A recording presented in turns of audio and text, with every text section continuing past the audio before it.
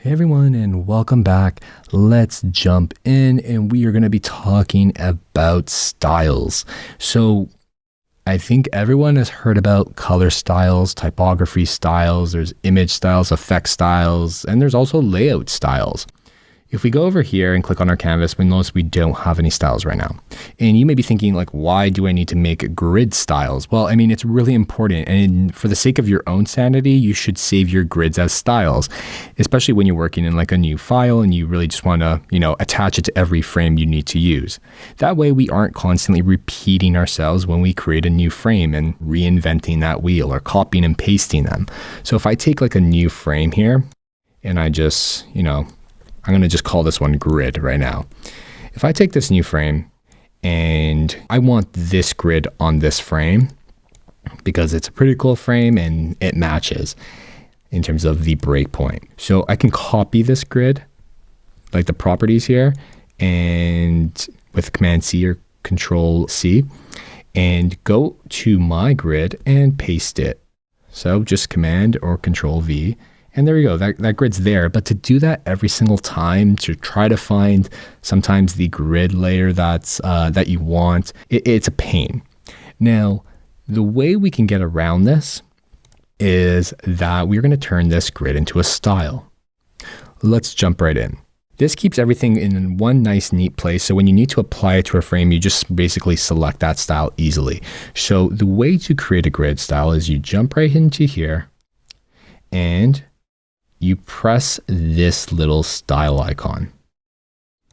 And here you can just, once you've pressed that, it's going to pop this dialog box and you can just name it whatever you want. You can say desktop, and this is the naming convention for like foldering. So you use that slash and you can say desktop / L for large. And there we go. And, I can say this one as well. I could say, oops, that's for searching. I'm going to press that plus button, and then I'm going to do the same thing. I'm going to say desktop / XL. So if I do want to, apply that, I can. Now you can even just go here, click on that frame, go to your layout grid and click that style button, and you can apply whatever style you want. And just like that, we have created a grid style. Now you can't stack styles upon one another. Like you can't put two styles on one frame, but you can put different layout grids on a frame. And I'm going to get to that, but this is how you just apply style. So if I take this and I'm just going to like duplicate it over here and I stretch it out and now I have a very large screen. I need to swap it for the XL version. I can do that. And if I want, say, I want a larger margin on this, I can go into my edit style and it's going to open up this box. And here you can go into the properties. You can give it a description. You can rename it. You can say, hey, I want a larger margin on both sides. That means like my column width needs to come down on this one. So I need to specify something like, okay, 60 pixels. So now, as you can tell, it gets changed everywhere within this document. So that's how you're going to use styles to basically create some pretty awesome, reusability within your file that you're using.